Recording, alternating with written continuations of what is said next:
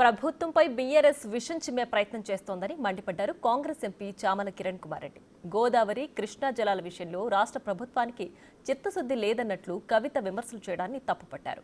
కేసీఆర్ గొప్పగా చెప్పిన కాళేశ్వరం కూలిన సంగతి జైల్లో ఉన్నప్పుడు కవిత తెలుసుకోలేదంటూ ఆయన సెటైర్లు వేశారు. ప్రాజెక్టు నిర్మాణంపై సంబంధిత అధికారులు ఘోష్ కమిటీకి అన్ని విషయాలు చెప్పారని అన్నారు. మీ అన్నగారు మీ బావగారి వరుస అయిపోయి మీ వరుస వచ్చినట్టుంది. అలా ప్రభుత్వంపై విషం చిమ్మే అటువంటి కార్యక్రమం. మీరేదో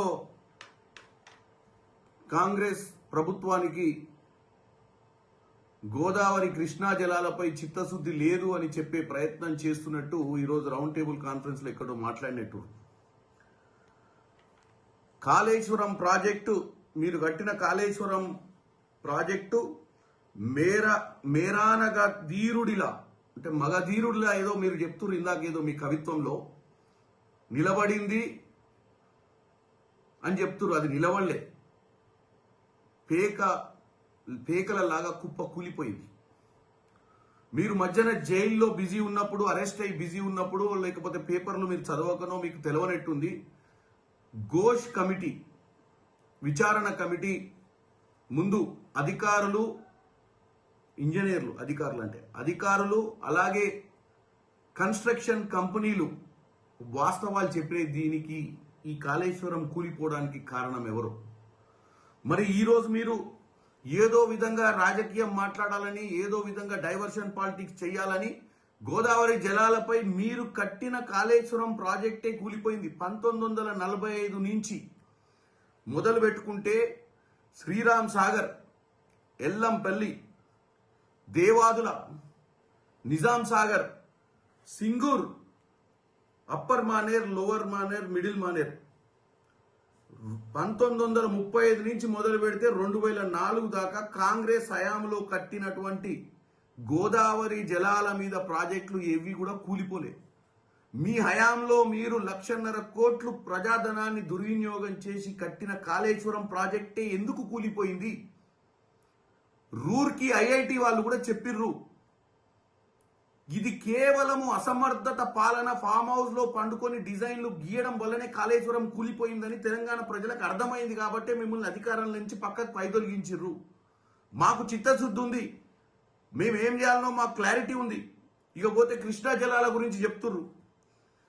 రాజకీయం చేయడం ఒక్కటే కాదు లక్ష్యం, వాస్తవాలు తెలుసుకొని తెలంగాణ ప్రజలకు వాస్తవాలు కూడా చెప్పే ప్రయత్నం చేయాలి. మీరు మీ అవినీతి, అసమర్థ పాలన వల్లనే ఆ రోజు పోతిరెడ్డిపాడు ప్రాజెక్టులో రోజుకు 2 టీఎంసీల నీళ్లు జగన్ రెడ్డి తీసుకుపోతుంటే నిమ్మకు నీరెత్తినట్టున్నారు మీరు. మీ హయాంలోనే పోతిరెడ్డి ప్రాజెక్టు 40,000 క్యూసెక్కుల నుంచి 90,000 క్యూసెక్కుల వరకు పెరిగినటువంటి పరిస్థితి ఎవరి హయాంలో జరిగింది? మీ హయాంలోనే. కృష్ణా జలాల విషయంలో మీరు రాయలసీమను రత్నాల సీమ చేస్తా అని చెప్పి మీరు ఏదైతే రోజా గారింటికి రాయలసీమలో పోయి చేపల పులుసు తిని ఆ రోజు చెప్పొచ్చిన విషయం చూస్తేనే అర్థమవుతుంది. తెలంగాణ ప్రజల చెవులో పువ్వులు పెట్టడానికే మీరు ఇప్పుడు ప్రయత్నం చేయొద్దు. పదే రోజు ఏదో విధంగా కాంగ్రెస్ ప్రభుత్వం సంవత్సర పాలన కాంగ్రెస్ ప్రభుత్వాన్ని తప్పుదో పట్టియడానికి ప్రయత్నం చేస్తుర్రు. మాకు చిత్తశుద్ధి ఉంది. మేము కృష్ణా గోదావరి జలాలను కాపాడుకోవడంలో మేము ఎట్టి పరిస్థితిలో మేము దేనికైనా తెగిస్తాం.